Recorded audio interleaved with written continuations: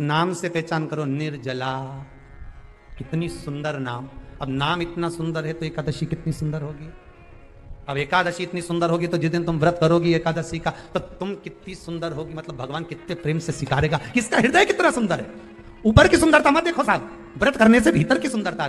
कोई आपसे पूछे कि एकादशी का जन्म कब हुआ था, मार्गशीर्ष मास की सुंदर कृष्ण पक्ष की एकादशी के दिन जब 11वां दिन था भगवान को सोते हुए, तब भगवान के शरीर से एक कन्या ने, एक स्त्री ने जन्म लिया। 11वें दिन जन्मी, इसलिए भगवान आगे इसका नामकरण संस्कार करेंगे, उसका नाम एकादशी रखेंगे। प्रकट हो। आप पुरुष ने देखा कि कोई कन्या आ रही, बड़ी सुंदर है, बड़ी सरल, बड़ी अच्छी दिख रही है, और आप पुरुष ने देखा इतनी सुंदर कन्या, इतना सुंदर उसका स्वरूप। कईयों के मन में बड़ा प्रश्न होता है महाराज जी, कई माताएं बहुत प्रश्न करती हैं, कहती हैं गुरुजी क्या एकादशी का व्रत केवल बेधव्य नारी करती है? क्या एकादशी का व्रत केवल संत करते हैं, साधु करते हैं? नहीं नहीं, एकादशी का व्रत तो जन्म लिया बच्चे से लेकर मृत्यु के घाट पर पड़ा हुआ व्यक्ति भी एकादशी का व्रत कर सकता है। अपनी एकादशी खुद करो, स्वयं एकादशी करो, फिर कहूंगा भले बकरी जैसे चरो। कितनी एकादशी है? जम के बोलो। 26। जो भगवान विष्णु के पास जाकर निवेदन करी थी वो निर्जला था, निर्जला। इसलिए सारी एकादशियों में निर्जला एकादशी की महत्वता शास्त्र प्रमाण करता है महाराज। पर हिंदू धर्म के 3 व्रत ऐसे बता दिए जिन व्रतों का पुण्य समाप्त नहीं हुआ।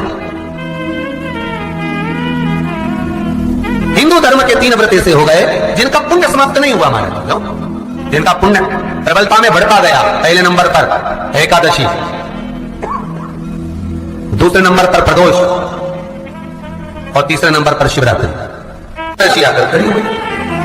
अब निर्जला के दिन शिव महापुराण की कथा करती है, स्कंद पुराण करती है कि आप वर्ष भर की एकादशी का क्रम भले ना करें, पर निर्जला एकादशी के दिन जो तुलसी हम ठाकुर जी को समर्पित करते हैं, वो तुलसी, ध्यान देना, वो तुलसी अगर मान लो आपके पास में वृक्ष नहीं है, निर्जला एकादशी के दिन भगवान ठाकुर जी को, सालीग्राम जी को, लड्डू गोपाल जी को आपके घर में, आपके मंदिर में जो आपने भगवान को तुलसी समर्पित करी है, वो तुलसी मान लो तुम्हारे पास रखी है, और कोई व्यक्ति को बहुत ज्यादा कष्ट है शरीर में, बहुत कष्ट है, थोड़ी सी वो तुलसी चढ़ी हुई ठाकुर के चरणारविंद की, आप उस जीव को दो तो सही, आधा घंटा इंतजार करो, स्वास्थ्य में अंतर आना प्रारंभ हो जाता है उस निर्जला का। क्योंकि निर्जला ऐसी एकादशी है जिसने जगत में जाकर देवताओं के पास जाकर निवेदन करा है जगत कल्याण के। जितनी माताएं एकादशी का व्रत करती, बहुत ध्यान से सुनना आज की कथा को, शायद जिंदगी में मिली ना मिली, और ये कथा का रिश्ता तो बहुत ध्यान से सुनना। स्कंद पुराण यहां तक कहती है कि इस कथा के चरित्र को जो श्रवण कर लेता है उसको 26 एकादशी करना भी नहीं पड़ती, इस एकादशी की केवल ये कथा सुनकर ही वो तर जाता है। बहुत ध्यान से सुनना इसको कथा को। एकादशी के दिन जब आप जल शंकर को चढ़ाने तो रोज ही जाते हैं, जब एकादशी का दिन रहे और शंकर जी के मंदिर में आप जल समर्पित करें तो 3 बार मुख से स्वधा स्वधा स्वधा या स्वधा स्त्रोत का पाठ, जिसमें 12 श्लोक, 2-4 हैं, पैसा तो आ रहा है और घर में टिक नहीं रहा, डॉक्टर में, पुलिस में, एक्सीडेंट आदि में, कहीं गलत जगह पर व्यसन में अगर पैसा जा रहा है, जुए में, मांसाहार, मदिरापान, या कहीं आया पैसा आने में कमी नहीं, आ रहा है पर टिक नहीं रहा, रुक नहीं रहा, कोई मांगने आ गया, दे दिया, फिर वहां से अपने पास नहीं आ रहा, अपन कह रहे भैया हमारा पैसा लेता तो नहीं आ रहा। तुम्हारा शिव महापुराण की कथा कहती है एकादशी के दिन गंगा के जल में मात्र 7 बेलपत्री डालकर, जो नंदीश्वर भगवान अर्थात जो शंकर जी के शिवलिंग के सामने नंदी होता है, उस नंदी के चरण पर गंगा का जल चढ़ाकर बेलपत्री शिव पर समर्पित कर देता है, उसके घर में रुपया रुकना चालू हो जाता है, फिर वो गलत जगह पर नहीं जाता, गलत स्थान पर वो धन जाएगा ही नहीं। तुम्हें मांग तुझे क्या चाहिए? एकादशी ने भगवान विष्णु से कहा, नाथ प्रभु वर दे दो, मृत्यु लोक में जो मनुष्य मेरा व्रत करेगा, चाहे जलचर, थलचर, वायुचर या संसारिक मनुष्य, मेरा अगर एकादशी का व्रत करेगा प्रभु, उसके यहां धन धान्य वैभव सुख संपदा बढ़ेगी और उस जीवात्मा को नरक नहीं भोगना पड़ेगा, सीधे वैकुंठ का उसको वास मिलेगा।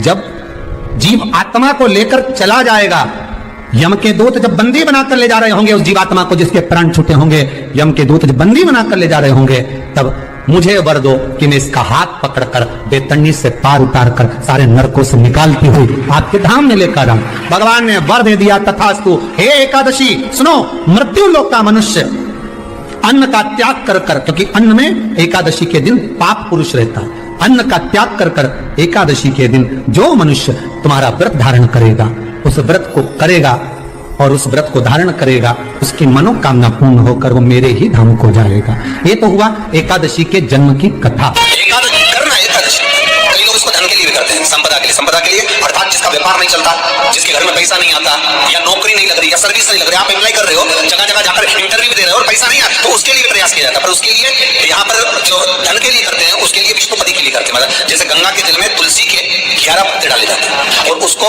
किसी भी नारायण के मंदिर में रामकृष्ण शिव शंकर रामकृष्ण भगवान विष्णु दत्त आदि जितने नारायण के मंदिर है, उस मंदिर में किसी भी पात्र में, एक छोटे से पात्र में उसको भरकर रखी जाते हैं महाराज। उससे भी जॉब सर्विस नौकरी में सफलता प्राप्त हो जाती है। परंतु वो भी एकादशी को ही होता है। कुछ देर तक पात्र को रखा जाता है, फिर वही पात्र का जल किसी भी वृक्ष के नीचे डाल दिया जाता है, उससे भी नौकरी के लिए फायदा होता है।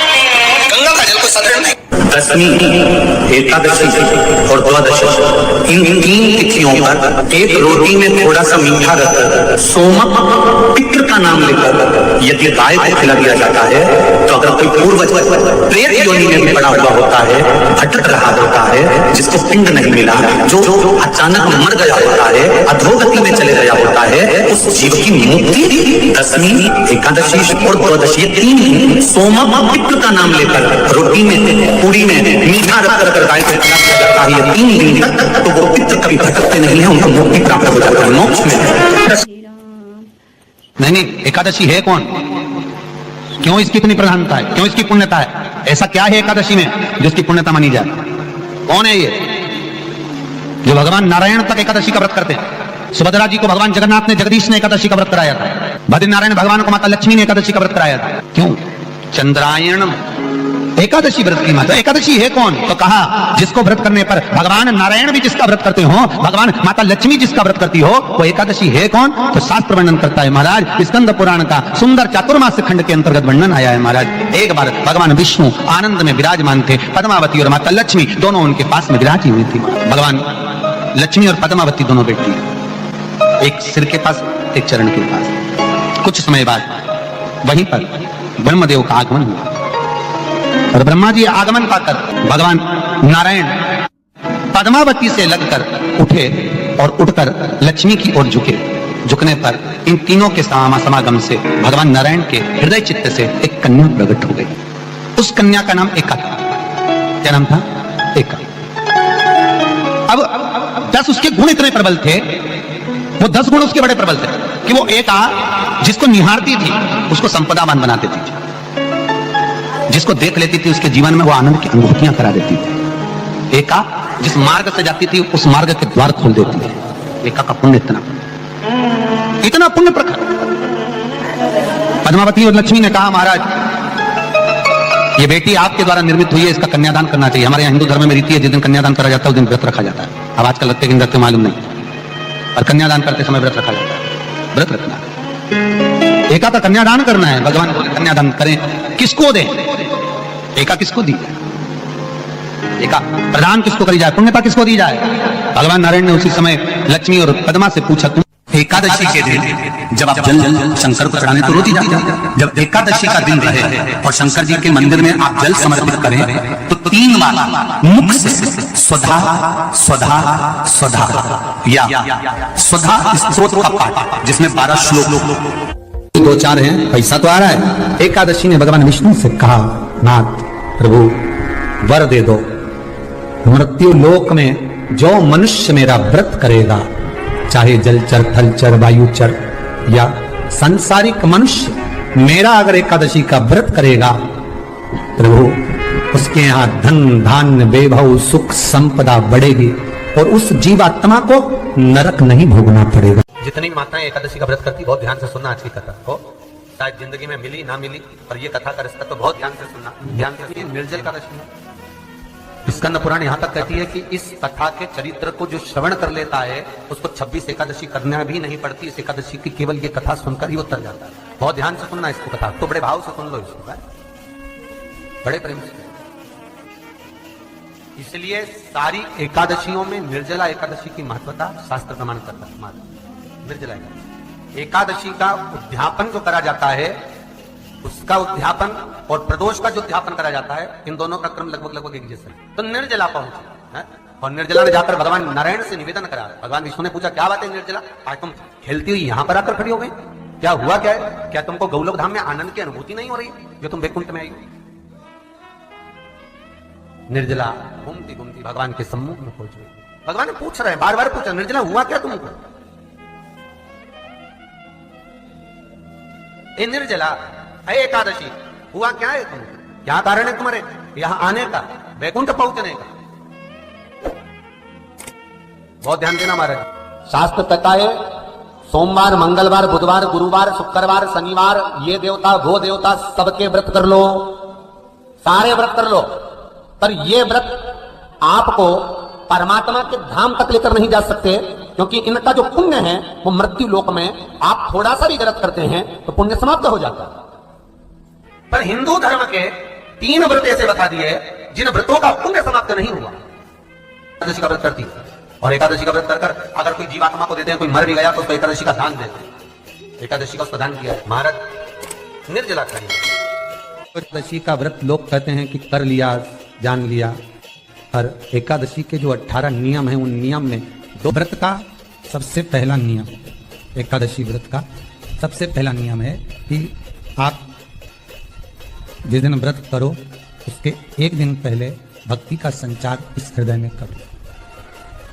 भक्ति का संचार इस हृदय में कर लीजिए। जिस दिन आप व्रत करो, जैसे एकादशी का व्रत कर रहे हो तो दशमी के दिन शाम का समय जब आवे, रात्रि जब होने लगे, शाम का समय आवे और रात्रि का आप जब भोजन ग्रहण करो तो उस भोजन में कोई ऐसा पदार्थ ग्रहण मत करिए जिस पदार्थ के कारण आपकी एकादशी बिगड़ गई। कोई बेकार भोजन में ग्रहण नहीं करना, श्रेष्ठ भोजन ग्रहण करिए दशमी। और एकादशी का दूसरा नियम बहुत ध्यान से सुनिएगा, जिस दिन आपकी एकादशी का व्रत हो उस दिन प्रयास करिएगा कि अपने हाथ से किसी भी वृक्ष की कोई पत्ती टूटे ना। अपने हाथ से किसी भी वृक्ष की, पौधे की, किसी भी वृक्ष की पत्ती अपने हाथ से ना टूटे। बहुत ध्यान दीजिएगा महाराज। एकादशी का ये दूसरा नियम है कि अपने हाथ से किसी पौधे की, किसी वृक्ष की, किसी डाली की कोई पत्ती। कितना सुंदर व्याख्यान कहा है, कितना सुंदर वर्णन है महाराज कि मात्र एकादशी का व्रत कर लेने पर, मात्र एकादशी का व्रत कर लेने पर जो पूर्व में किया गया हमारा पाप कर्म है, हमने किसी जीव की हत्या करी है, हमने किसी को कष्ट प्रदान करा है, हमने किसी को अपशब्द कहा है, हमने किसी को ताने दिए, हमने किसी को आड़ा टेढ़ा कहा है, हमने किसी को गालियां दे दी है, मात्र एकादशी का व्रत ही कर लेने पर ये सारे जो दोष हैं वो समाप्त हो जाते हैं। सारे दोष हमारे समाप्ति पर आ जाते हैं।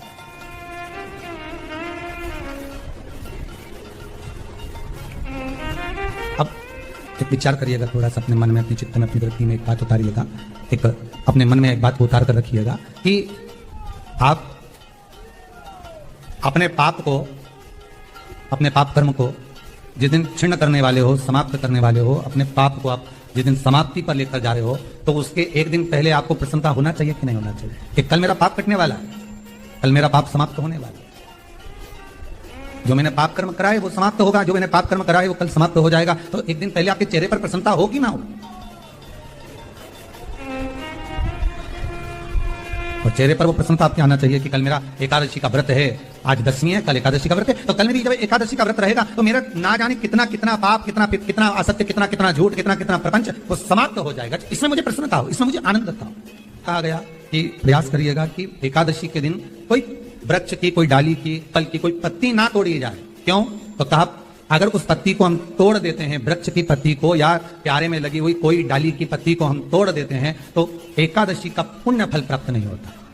एकादशी का कोई फल हमारे खाते में नहीं जाता, पुण्य फल प्राप्त। एकादशी का व्रत लोग कहते हैं कि कर लिया, जान लिया, पर एकादशी के जो 18 नियम हैं उन नियम में 2 नियम कल बताए थे। तीसरा नियम है कि शिव की आराधना हो, कृष्ण की आराधना हो, भगवत स्मरण हो। दशमी ग्यारस और द्वादशी, दशमी, एकादशी और द्वादशी। एकादशी का व्रत, दशमी की रात्रि को जो आप भोजन करें वो सात्विक करें। एकादशी के दिन भोजन ना करें, अन्न का भाग ग्रहण ना करें, अन्न का भाग ग्रहण ना करें।